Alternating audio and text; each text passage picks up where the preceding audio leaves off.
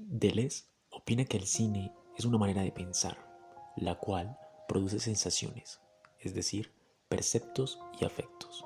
Por consiguiente, posee una gran capacidad expresiva y creadora. El cine crea sus propios bloques de afección y percepción, gracias a la capacidad expresiva de las imágenes que produce. La Pasión de Juana de Arco, del cineasta danés Carl Theodor Dreyer, es una película silente francesa. Narra el tiempo en el que Juana de Arco fue cautiva por los ingleses, representando su enjuiciamiento y ejecución durante el periodo de la Guerra de los 100 años en Francia, donde esta mujer luchó por la liberación de Francia del Estado inglés. En esta película se evidencia el concepto de Deleuze imagen-movimiento, que está presente en la cámara móvil, y el montaje de la misma, lo cual genera una relación entre el tiempo y el espacio dentro del cuadro.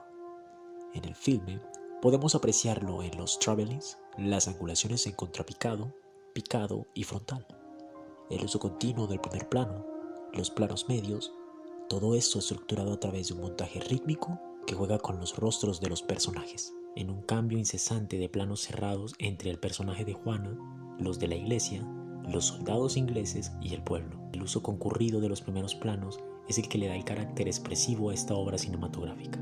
El rostro martirizado, atormentado, sufrido y resignado del personaje de Juana, la potencia expresiva de esta película que, sin importar la condición silente del film, da al espectador la capacidad de comprender las situaciones y acciones que ocurren desde el juicio hasta su ejecución en la hoguera. El rostro de Juana nos emociona, nos atrapa y logra transportarnos a su tiempo, en ese instante de dolor que vivió debido a la intolerancia y al pensamiento católico radical de su época. El esquema sensorio-motriz, asa y sas, se evidencia en el film de la siguiente manera. El sas se manifiesta en el juicio, al inicio del largometraje. Los representantes de la iglesia, fieles al Estado inglés, tratan de persuadir a Juana para que confiese que no es una enviada de Dios, sino del diablo, hostigada con sus actitudes prepotentes y machistas. La protagonista se mantiene fiel a sus principios espirituales, respondiendo con sensatez, lo que conlleva a que el juicio se suspenda por un momento. Aquí, la situación, es decir, el juicio de Juana, liderado por un colectivo religioso, es alterada por la acción del personaje principal, que al no ceder ante este poder, transforma la situación. Tan pronto es detenido el juicio, la joven Juana de Arco es recluida en su celda, mientras estos se ven obligados a buscar otra estrategia que pueda hacerla cambiar de parecer. Se da una reorganización dentro del espacio y el tiempo del cuadro. Por otra parte, el asa se evidencia cuando casi al final de la película sacan a Juana a la calle, donde está presente el pueblo y sus verdugos. Uno de estos individuos la acosa y martiriza en acusaciones y señalamientos, mostrándola como una hereje, una malvada mujer insensata. Juana observa alrededor y, viendo una calavera con gusanos, contempla el espacio mismo. Mira a su verdugo dispuesto en la hoguera y escucha los ruegos de algunos de los clérigos que suplican la firma en la Santi Abjuración. Aquí, la situación de este penúltimo juzgamiento se ve una vez más transformada. Juana cambia su actuar a la defensiva de estos ataques y flanquea en sus principios espirituales. Como lo diría ella en sus palabras: he hecho una gran maldad, he negado a Dios para salvar mi vida, por el temor de ser quemada en la hoguera. La introspección de Juana no es otra cosa más que la puerta abierta a un mundo distinto, un mundo menos heroico y neurótico. Este nuevo universo abstracto es condicionado por la realidad propia del nuevo siglo y las influencias abstractas que no harán otra cosa más que abyectar las nociones que llamarán infantiles en la guerra más cruenta. Este hombre no sabía para dónde iba y mucho menos quería recordar de dónde venía. La transformación venía ya desde 1945 con Orson Welles y Yasujiro Ozu, destacando y explorando la profundidad de campo, las capas de tiempo condensado.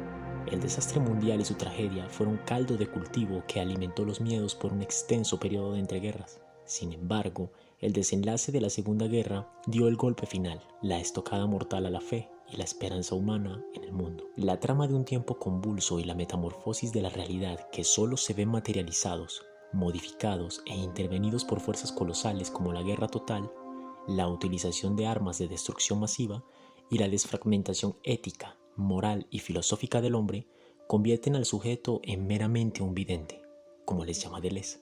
un espectador de la macabra danza a su alrededor.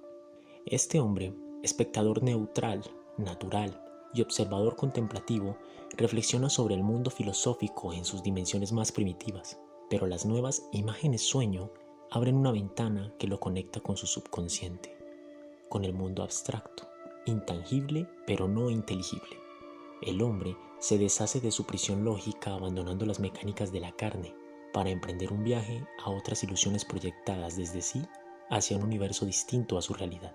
La realidad que reproduce los 400 golpes de François Truffaut está atravesada por estas condiciones. Desde el título, el filme nos introduce a la característica principal del argumento: los golpes o las dificultades que sufrirá Antoine Doinel, que es el único que cambiará durante la película.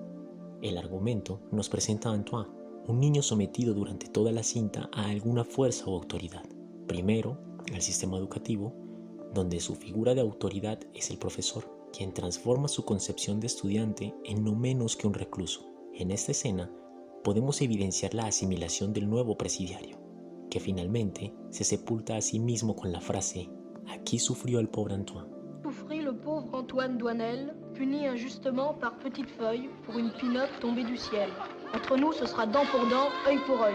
Después se nos introduce el sistema familiar, con los padres como autoridades supremas, jueces y verdugos de sus intereses, que nunca se sincronizan con los intereses del niño, que ya son casi nulos, y son además los encargados de erradicar su voluntad, condenándolo a un reformatorio.